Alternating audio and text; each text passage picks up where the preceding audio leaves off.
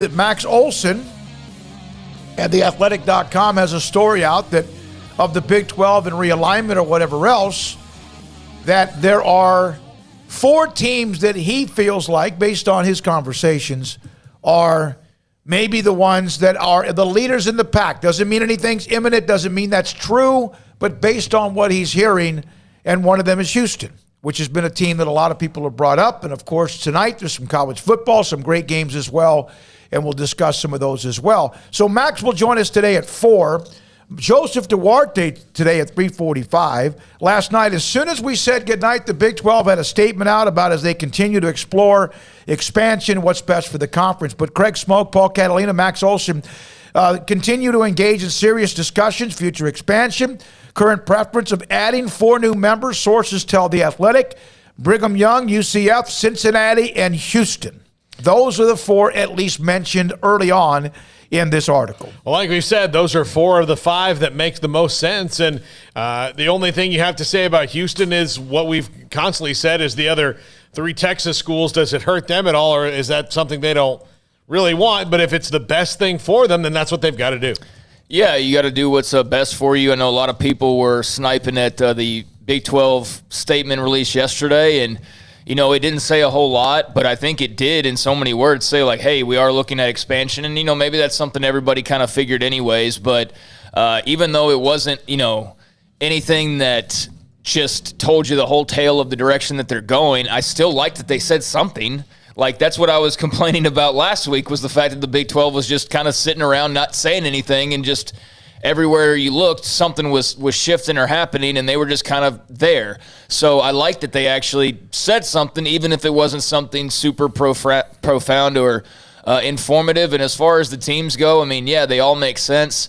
You know, for me, Memphis is an attractive school, so I'd be curious to know why they weren't in that 4 versus the 4 who are in that 4. I don't know if we'll ever have an opportunity, maybe after all the dust settles, that, you know, a Bob Bowlesby or someone along those lines would do a sit down and explain the process, however that comes about. But, you know, if those are the 4 and that's who it ends up being ultimately, I would be curious to know, like, where Memphis fell in that. Because to me, you know, Houston is a team that makes a lot of sense. So the Houston fans don't freak out because they're very touchy right now. I'm not against them, but I would like to know why them versus Memphis when you already have the state of Texas. You know what I mean? If this is about expanding your footprint, it's about growing out, why would you rather have another Texas school versus having an imprint in the state of Tennessee? So that's the kind of stuff I would just be, you know, curious to know from their point of view. But again, it's not final, so we'll see what it ends up being.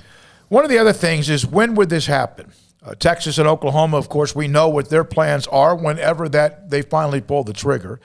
They have not given the notice. We know that. Big 12 bylaws say you need 18 months notice before withdrawing from the conference. And a fee of 2 years of revenue distribution, a penalty expected to be around $80 million each if you withdraw before the grant of rights.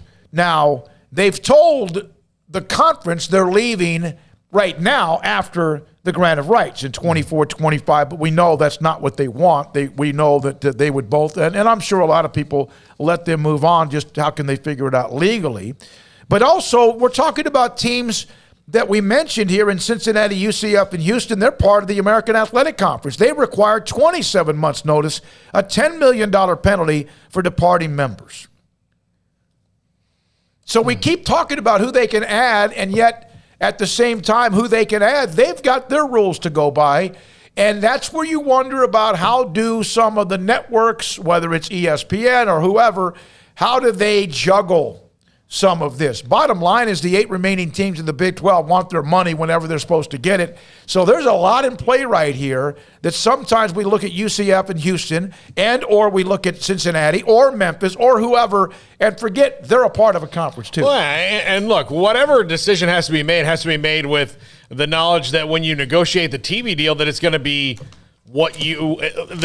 something sustainable for you. It's probably not going to be what they ultimately desire, because that went out the window with Texas and Oklahoma. But if it's something that you can live with and can get you where you need to be, then that's what you need to take. That's why whoever they add, they need to make sure their network partners say, like, yeah, We like that. That's something we can do for $20 million a year. Here's a note, I thought, and Craig, you as well. Cincinnati, Houston, and UCF have all played in a New Year's Bowl, a New Year's Six Bowl since 2015. Brigham Young close in 2020. They went 11-1, finished 11th in the final poll. Cincinnati, the highest-ranked Group of 5 program in this year's preseason poll at 8. And so there is some other meat on the bone in some cases as well, if you want to look at some of the success they've had, whether consistently or not. Well, I mean, these are teams that don't have all of the advantages either. And so, yeah, I mean, that's why I've been saying these last couple weeks I know the Big 12 is not going to be able to add anybody that puts them on the level of, the other conferences that are considered the P5, which actually I'm going to start using the A5 because the A5 does make a lot more sense. But, yeah, they're not going to find anybody that's going to put them on that level. But could they potentially make moves that 10 years from now puts them on a level closer to some of those P4s or A4s, excuse me? I think they can because of teams that are schools that are younger and maybe just kind of getting the ball rolling like a UCF.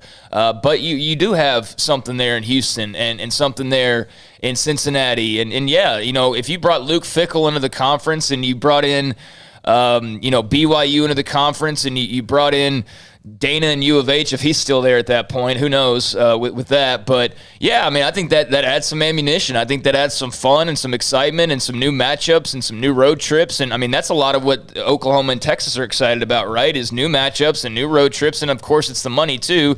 The money part's going to not be the same for the Big 12. But I don't know. I mean, I like the prospect of this. I'm not – as just burn it all down as I was maybe 3 or 4 weeks ago when all the people were just kind of picking at each other. That's the kind of stuff I'm sick and tired of from the Big 12. They all need to grow the F up. And they need to grow the F up and welcoming these teams in, whoever that may be, and use this as an opportunity and not as something that you're forced into, even though you are, or something that's like, oh no, woe is me. Nah, grow a pair, get active, add these teams, develop an identity, and take care of business. Just do your job, Big 12. And that's kind of how I see it. Yeah, and embrace what you're going to be. Right. Embrace that. Grab it and run with it. I think that they never, they were always had, 12 different agendas, and especially, 1 or 2 big agendas that overrode everything in that conference. So if you now have a 12-1 agenda for the conference, which is to listen, if BYU and UCF is your best game of the week, you best let everybody know it. Yeah. And if it winds up being that's the best, 10 years from now, if that's the best rivalry in the conference, keep playing it every year. Don't take it out. Don't do any of the things you did before, knowing you're not going to have the storied old rivalries you had.